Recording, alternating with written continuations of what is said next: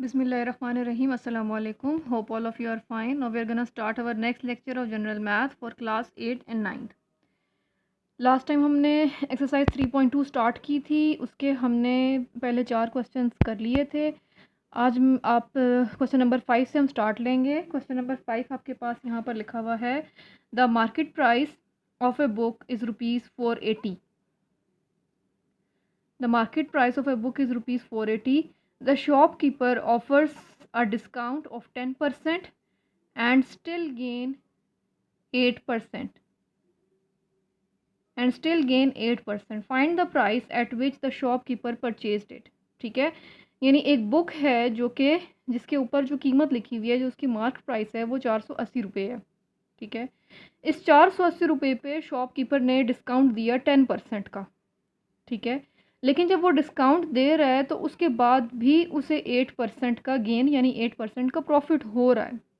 तो find the price at which the shopkeeper purchase it. तो हमें वो बताना है कि शॉपकीपर ने इसे कितने में ख़रीदा था खुद।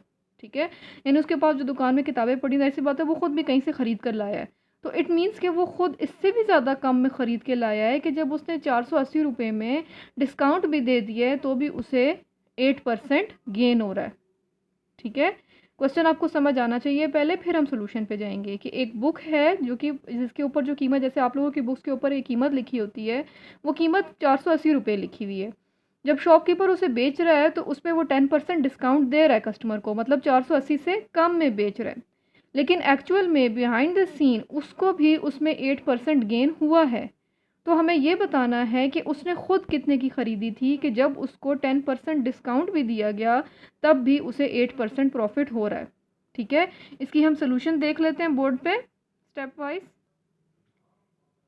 एक्सरसाइज 3.2 है, क्वेश्चन नंबर 5 है। ठीक है, इसको हम कैसे स्टार्ट लेंगे? सबसे पहले हम देखते हैं हमारे पास डिस्काउंट कितना है, 10%। ठीक है, 10% है मार्क प्राइस का। मार्क प्राइस कितनी थी? 480 रुपीज़ थी। ठीक है, तो हम 480 का 10% मालूम कर लेते हैं पहले, यानी कि डिस्काउंट इन रुपीज़ क्या होगा? परसेंटेज का साइन हटाया, नीचे 100, यहाँ पे मार्क प्राइस से मल्टीप्लाई, 0 0 से कैंसिल आउट, ये वाला 0 इससे cancel out, we are left with 48 rupees. तो इसका मतलब है कि डिस्काउंट कितना था? 48 रुपीज़। अब हम देखते हैं कि उसने किताब सेल कितने में की है। सेलिंग प्राइस क्या हो जाएगी? Mark price minus discount. Mark price क्या थी? 480, डिस्काउंट क्या है? 48। इसका मतलब है उसने किताब बेची है 400 रुपये में। ठीक है, जो भी उसकी दुकान पे ख़रीदने आया था उसने उसे 400 नहीं आएगा, 4 आप माइनस करें कैलकुलेटर पे, आंसर आएगा 432। ठीक है, उसने इतने में उसको बेची है। ठीक है, अब हम देखते हैं कि असल में उसकी कॉस्ट प्राइस क्या थी। तो जैसे आप लोगों ने एक्सरसाइज 3.1 में कॉस्ट प्राइस का फॉर्मूला यूज़ किया था, क्या फॉर्मूला था? 100/100 plus profit percent multiply by selling price. ये हमने एक्सरसाइज 3.1 में क्वेश्चन नंबर 3 में शायद यूज़ किया था। ठीक है, अब सिर्फ आपने यहाँ पर वैल्यूज़ डालनी है। यहाँ 100, सेलिंग प्राइस क्या है? 432, नीचे फिर 100, प्रॉफिट उसे कितना हुआ है? 8%। ठीक है, 8% प्रॉफिट था उसे, परसेंट आप शायद ना भी लगाएं। अब यहाँ पर हमारे पास क्या आ जाएगा? 100 मल्टीप्लाई बाय 432 और नीचे 108 मीन्स 432 डिवाइडेड बाय 108। अब जब आप इसे कैलकुलेटर पे डिवाइड करेंगे तो you will get the required answer, that is 400 rupees. मतलब शॉपकीपर ने वो किताब खुद 400 रुपये की ख़रीदी थी। ठीक है, जबकि किताब के ऊपर जो प्राइस मार्क हुई थी वो 480 थी और उसने जो सेल की वो उसने सेल की 432 में। तो 432 और 400 के मुताबिक देखा जाए तो यहाँ पर उसको सेलिंग के बाद भी प्रॉफिट हो रहा है, यानी डिस्काउंट देने के बाद भी जब उसने सेल किया तो उसको प्रॉफिट हुआ है। ठीक है, hope so you get the solution. ठीक है, स्टेप वाइज आपने इसको अटेम्प्ट करना है। Now we will move to question number 6। Now look at question number 6। A trader marks his good in such a way that after allowing a discount of 10%, he gained 15%. If an article cost him rupees 720, what is its mark price? ठीक है, कि almost question number 5 की तरह ही है, लेकिन थोड़ा सा सिर्फ डिफरेंस है कि उसमें हमें मार्क प्राइस पता थी, हमें कॉस्ट प्राइस मालूम करनी पड़ी थी। इसमें हमें मार्क प्राइस नहीं पता, कॉस्ट प्राइस पता है। वो क्या कह रहा है कि एक ट्रेडर है यानी ताजिर है, उसने क्या किया है कि अपनी चीज़ों को इस तरह उसने उनके ऊपर कीमत लगाई है कि अगर वो 10% डिस्काउंट दे भी देता है लोगों को, ठीक है, अगर उस कीमत में वो 10% डिस्काउंट दे भी देता है तब भी उसे 15% प्रॉफिट हो रहा है। ठीक है, तो वो कह रहा है कि अगर एक आर्टिकल की कॉस्ट जो है वो 720 थी, ठीक है, यानी जो कॉस्ट प्राइस है वो 720 थी, यानी उसने खुद जो है वो 720 की ख़रीदी थी, तो आखिर उसके ऊपर ऐसी क्या मार्क प्राइस है कि वो 10% डिस्काउंट देने के बाद भी 15% गेन ले रहा है। ठीक है, इसके हम स्टेप्स देख लेते हैं बाकायदा। क्वेश्चन नंबर 6, ठीक है, इसका सलूशन किस तरह होगा। सबसे पहले हम देखेंगे जो आर्टिकल की कॉस्ट प्राइस ऑफ आर्टिकल क्या है, 720। ठीक है, आर्टिकल की कॉस्ट प्राइस 720 है, उसको इस प्राइस पे प्रॉफिट हो रहा है। प्रॉफिट ऑन कॉस्ट प्राइस कितना हो रहा है, 15%, यानी वो खुद इतने की ख़रीद के लाया है और जब वो 10% डिस्काउंट पे बेच रहा है तब भी उसे 15% प्रॉफिट हो रहा है। तो जाहिर सी बात है खुद उसने इतना स्पेंड किया हुआ है, तो इस प्राइस पे उसे ये प्रॉफिट हो रहा है। अब हम इस प्रॉफिट को अगर रुपीस में कन्वर्ट करें तो कैसे होगा, परसेंटेज का साइन ख़त्म, नीचे 100 मल्टीप्लाई बाय 720, 0 0 से कैंसिल आउट। ठीक है, बाकी आपके पास आप कैलकुलेशन करें, 5 के टेबल से अगर काटें 5 3 ज़ार 5 2 ज़ार, यहाँ 2 के टेबल से काटें 2 1 ज़ार 2 3 ज़ार और 2 6 ज़ार, you are left with 3 and 36। तो आंसर क्या आ जाएगा, 108 रुपीज़। ठीक है, यानी इस कीमत पे उसे इतना प्रॉफिट हो रहा है।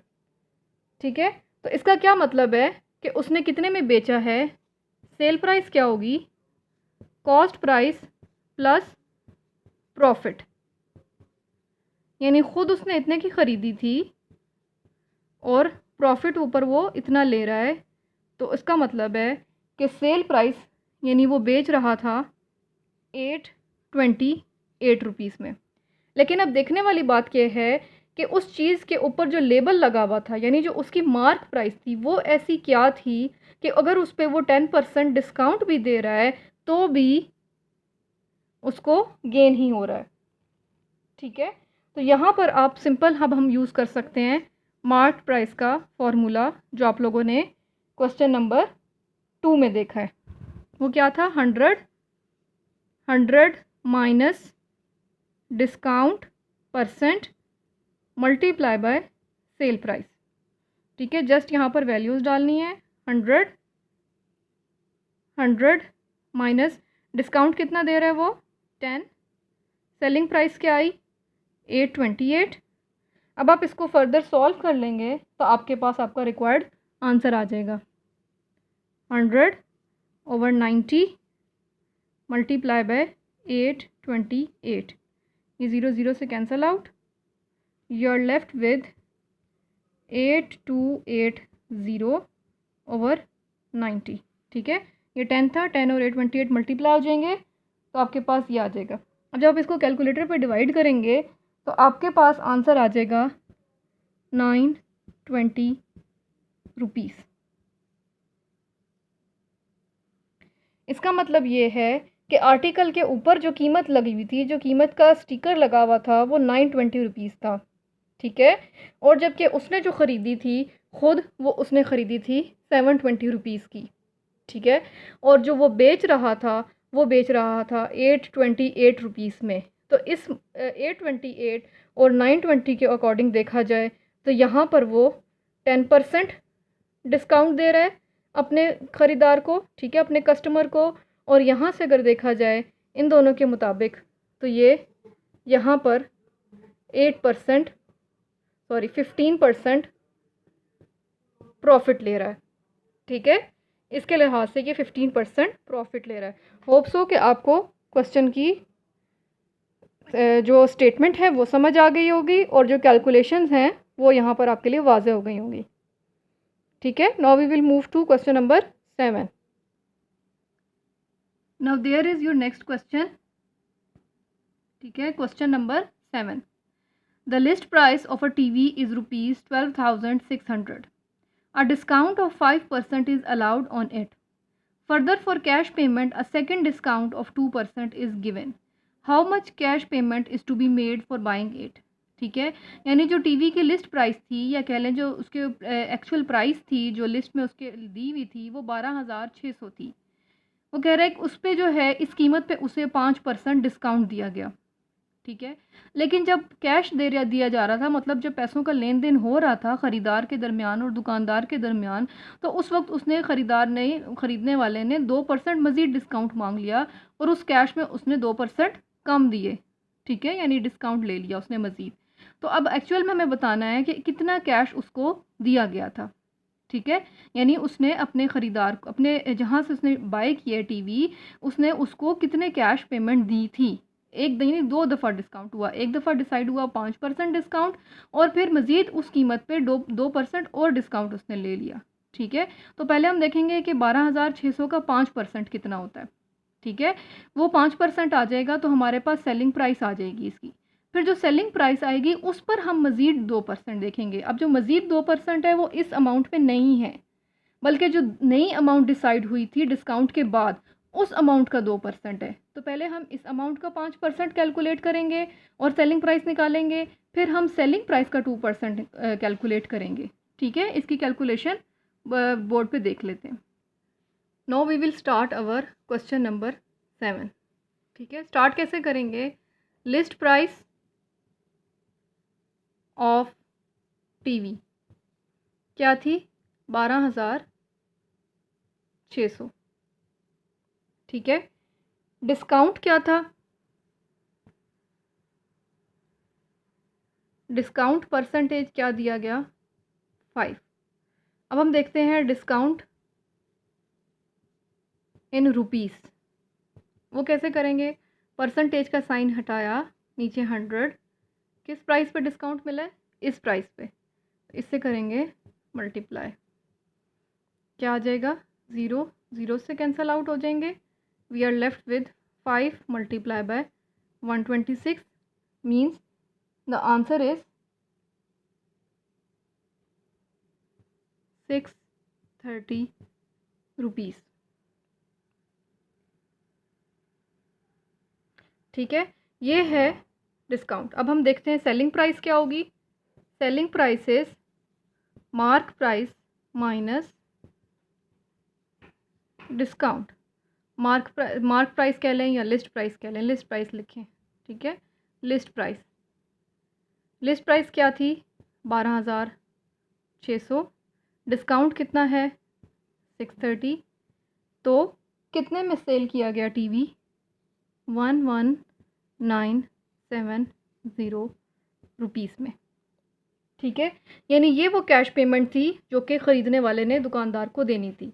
लेकिन अब जब वो ये कीमत देने जा रहा है तो इसी कीमत पे मज़ीद वो 2% डिस्काउंट ले रहा है, ठीक है। तो डिस्काउंट ऑन कैश पेमेंट कितना लिया उसने, 2%। अब इसको भी अगर हम रुपीज़ में कन्वर्ट करें तो वो क्या आ जाएगा, परसेंटेज का साइन ख़त्म, नीचे 100 मल्टीप्लाई बाय दिस अमाउंट, ठीक है, 11,970, ये 0 से कैंसिल आउट, ठीक है।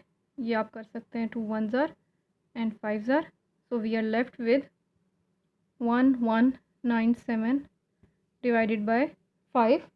अब जब आप इसको डिवाइड करेंगे तो आपके पास आंसर आ जाएगा 239.40 रुपीज़।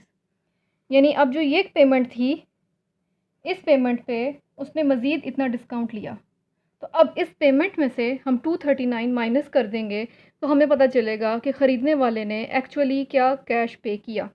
तो फिर अब लिखते हैं हम कैश पेड कितना है 11970 minus this amount 239.40 hence the answer is 11730.60। ये आप कैलकुलेटर पे कर लें रुपीस।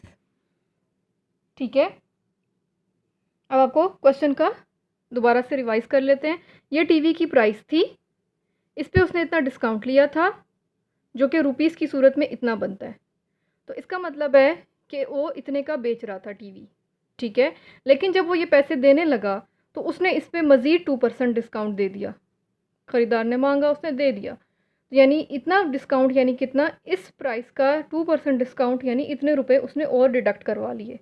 तो जब इस कीमत में से इतने रुपए मज़ीद डिडक्ट हुए तो पीछे बच गए ये पैसे, यानी टीवी का जो कैश पे हुआ वो इतना हुआ। ठीक है, now we will move to the last question of our exercise. This is the last question of our exercise. If 15% discount on mark price of a heater is allowed and still makes a profit of 2%, if it is sold on marked price, what is profit percentage? ठीक है, इसमें आपको वो ये बता रहे हैं कि एक हीटर है, ठीक है, जिसकी कोई भी मार्क प्राइस थी 400, 200, 300 वट, उस मार्क प्राइस पे 15% डिस्काउंट दिया गया। ठीक है, उस मार्क प्राइस पे जब 15% डिस्काउंट दिया गया तो उसके बावजूद भी 2% प्रॉफिट हुआ। ठीक है, तो कह रहे हैं कि अगर मार्क प्राइस पे ही उसे बेच दिया जाता, यानी डिस्काउंट ना दिया जाता, ठीक है, जो भी उसकी मार्क प्राइस थी उसी पे उसको बेच दिया जाता, तो कितना प्रॉफिट होता। ठीक है, ऑफ कोर्स कि तब प्रॉफिट और ज़्यादा हो जाएगा, क्योंकि जब 15% डिस्काउंट देने के बाद भी 2% प्रॉफिट हो रहा है तो इसका मतलब है कि कॉस्ट प्राइस कुछ और भी कम थी, बहुत ज़्यादा कम थी, कि तब भी 2% प्रॉफिट हो रहा है। तो अगर मार्क प्राइस पे बेच दिया जाता तो ऑफ कोर्स हमें 2% से ज़्यादा प्रॉफिट होगा, लेकिन कितना प्रॉफिट होगा वो हम कैलकुलेशंस करेंगे तो हमें पता चलेगा। ठीक है, now move to the calculations. We will start our question number 8। ठीक है, अब हमारे पास कोई भी प्राइस नहीं दी हुई। ठीक है, तो हम करेंगे let mark price of heater, हम लेट कर देते हैं कि वो मार्क प्राइस 100 रुपये है। ठीक है, अब डिस्काउंट कितना था, डिस्काउंट उसने कितना दिया है मार्क प्राइस पे, डिस्काउंट दिया है 15%। ठीक है, अगर मार्क प्राइस 100 रुपया ले रहे हैं तो डिस्काउंट इन रुपीस क्या हो जाएगा, आपको कन्वर्ट करने की ज़रूरत नहीं है, डिस्काउंट इन रुपीस भी 15 रुपये हो जाएगा। ठीक है, क्योंकि 100 के लिहाज से परसेंटेज भी वही है। अब अगर इसके नीचे आप 100 लाएँ, मार्क प्राइस से मल्टीप्लाई करें तो यू आर लेफ्ट विद 15। तो अगर हम मार्क प्राइस 100 रुपया सपोज कर रहे हैं तो इसका मतलब है कि डिस्काउंट 15 रुपये था। ठीक है, तो यानी कितने में बेचा गया हीटर को, सेल प्राइस क्या थी, मार्क प्राइस माइनस डिस्काउंट, यानी 100 माइनस 15, यानी 85 रुपीज़ में हीटर को सोल्ड किया गया। और हम देख रहे हैं कि जब उसको इतने पे सोल्ड किया गया तब भी प्रॉफिट था। ठीक है, प्रॉफिट कितना था, 2% था। ठीक है, तो इसका मतलब है कि हीटर की कॉस्ट प्राइस क्या थी, कॉस्ट प्राइस मालूम कर लेते हैं बिल्कुल उसी फॉर्मूला से, 100 plus profit percent multiply by sale price. इधर वैल्यूज़ डालें, 100 प्लस प्रॉफिट कितना हुआ 2, सेल प्राइस कितनी हम ले रहे हैं 85। ठीक है, so we are left with 100, direct लिख देती हूँ 85, 100 एंड 102। आप इसको कैलकुलेटर पे डिवाइड करेंगे तो आपके पास आपका रिक्वायर्ड आंसर आ जाएगा, दैट इज़ 83.33 रुपीज़। ठीक है, ये सारा काम हम इस सपोजिशन से शुरू किया है हमने कि हमने मार्क प्राइस खुद से सपोज़ किया है। जब मार्क प्राइस खुद से सपोज़ किया है तो हमारे पास हीटर की कॉस्ट प्राइस 83.33 थी, ठीक है। तो अब वो कह रहा था कि अगर हीटर को उसकी मार्क प्राइस पे सोल्ड कर दिया जाता तो कितना प्रॉफिट होता, ठीक है। ये इसकी कॉस्ट प्राइस है और ये इसकी मार्क प्राइस है। तो अगर हम 100 रुपये पे इसको सोल्ड करते तो प्रॉफिट कितना होता, प्रॉफिट कितना होता, ठीक है। सेल प्राइस माइनस, तो इसका प्रॉफिट हम कैसे कैलकुलेट करेंगे, sale price minus cost price, ठीक है। इसकी सेल प्राइस हम कह रहे हैं कि मार्क प्राइस वाली ही हो, तो मार्क प्राइस क्या थी 100 और कितने का ख़रीदा गया है 83 का, तो कितना प्रॉफिट हो जाएगा 16.67 रुपीज़, ठीक है।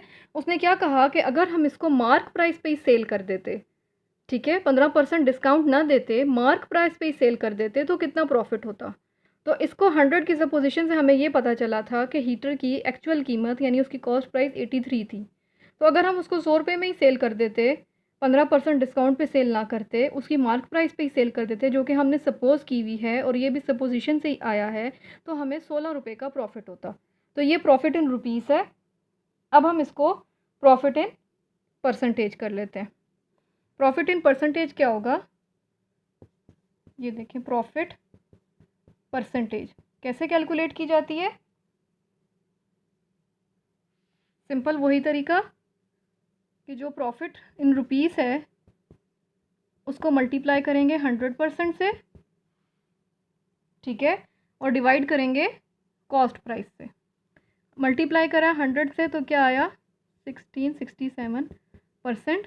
अब डिवाइड किया कॉस्ट प्राइस से जो कि 83.33 थी। आप इसको कैलकुलेटर पे सॉल्व करें तो आपके पास आपका रिक्वायर्ड आंसर आ जाएगा। जब आप इसको कैलकुलेटर पे सॉल्व करेंगे तो आपके पास आपका रिक्वायर्ड आंसर आ जाएगा 20%, ठीक है। यानी अगर हम उसको उसकी डिस्काउंट के बगैर अगर उसको सोल्ड करते तो हमें 20% प्रॉफिट होता। जब हमने डिस्काउंट के साथ उसको सोल्ड किया था तो हमारा प्रॉफिट सिर्फ 2% था, ठीक है। याद है, जाहिर सी बात है। अब अगर उसको डिस्काउंट के साथ करेंगे, डिस्काउंट के बगैर सोल्ड करेंगे तो प्रॉफिट ज़्यादा हो जाएगा। वो प्रॉफिट परसेंटेज क्या थी 20%, ठीक है। यहाँ पर हमारी एक्सरसाइज कंप्लीट हो जाती है। होप्स हो कि आपको ये लास्ट क्वेश्चन समझ आ गया होगा, ठीक है, कि हमने इसमें कौन से स्टेप्स किए और किस वजह से किए, ठीक है। Now we will start the next exercise from the next lecture. तब तक के लिए अल्लाह हाफ़िज़।